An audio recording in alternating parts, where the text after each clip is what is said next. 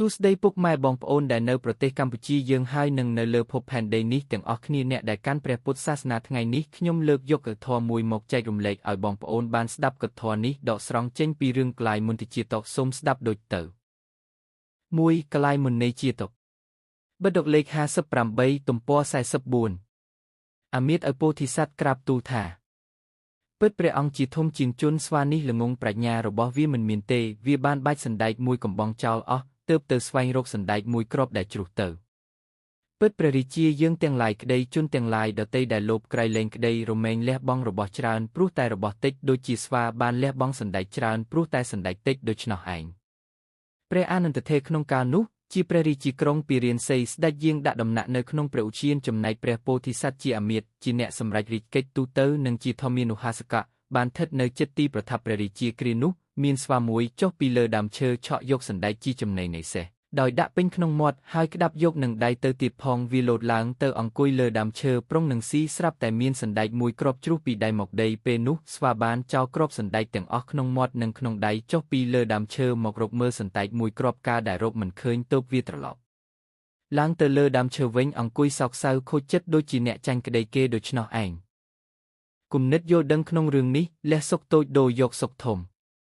ក្នុងធម្មបទតកថាបកិណកវៈក្នុងរឿងបុព្វកម្មរបស់ព្រះអង្គព្រះបរមសាស្តាទ្រង់ត្រាស់ថាមនាលភិក្ខុទាំងឡាយក្នុងកាលនោះតថាគតជាសង្ព្រាមតថាគតបានដកស្មៅក្នុងលានព្រះចេតិយនៃព្រះបច្ចេកពុទ្ធព្រះនាមសុសមៈដោយផលនៃបុញ្ញកម្មនោះជនទាំង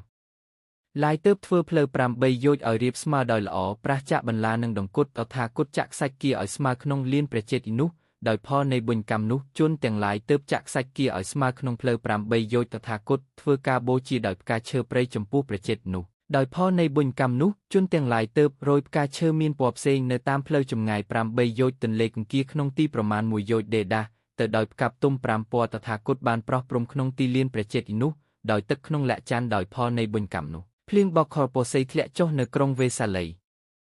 តថាគតបានលើកទង់ផ្ទាំងសម្ពុតឡើងនិងចងឆាទុកលើព្រះចេតិយនោះដោយផលនៃបុញ្ញកម្មនោះចាក់វាលទាំងមូលទើបហាក់ដូចជាមានមហោស្រពជាមួយគ្នាដោយទង់ជ័យទង់ផ្ទាំងសម្ពុតនិងឆាត់រួតរហូតដល់អុកនិតព្រមនាលភិក្ខុទាំងឡាយព្រោះហេតុដូច្នោះឯងទើបការបូជានេះកើតឡើងដល់តថាគតមិនមែនដោយពុទ្ធានុភាពឬដោយអានុភាពនៃពួកនាគទេវតាអិនព្រហ្មមនុស្សក៏មិនមែនដែរតែនេះកើតឡើងដោយអានុភាពនៃការបរិច្ចាគមានប្រមាណតិចនៅក្នុងអតីតកាលរួចហើយព្រះដ៏មានព្រះភិក្ខត្รงត្រាស់នៅព្រះគាថាមតាសុខបរិច្ចាគាបោះជេវិបុលំសុខំជេមតាសុខំធីរោសំបស័យវិបុលំសុខំ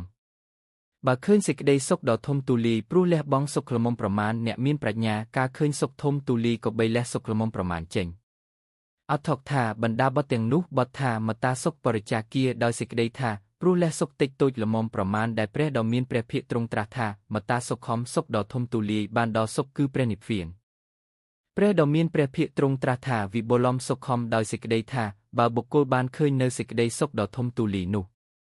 ដែលឈ្មោះថាសុខល្មមប្រមាណរមែងកើតឡើងដល់បុគ្គលគឺអ្នកដែលចាត់ចែងឲ្យគេរៀបចំផោជនមួយថាហើយបរិភោគចំណែកដែលឈ្មោះថានិព្វានសុខជាសុខដ៏ធំទូលាយរមែងកើតឡើងដល់បុគ្គលដែលជាអ្នកលះសុខល្មមប្រមាណនោះចេញហើយធ្វើឧបោសថផងឲ្យទានផងព្រោះហេតុនោះបើបុគ្គលឃើញសុខដ៏ធំទូលាយព្រោះមកអំពីលះបង់នៅសុខល្មមប្រមាណនោះការបើដូច្នោះបណ្ឌិតការឃើញសុខដ៏ធំទូលាយក៏បីលះសុខល្មមប្រមាណចេញ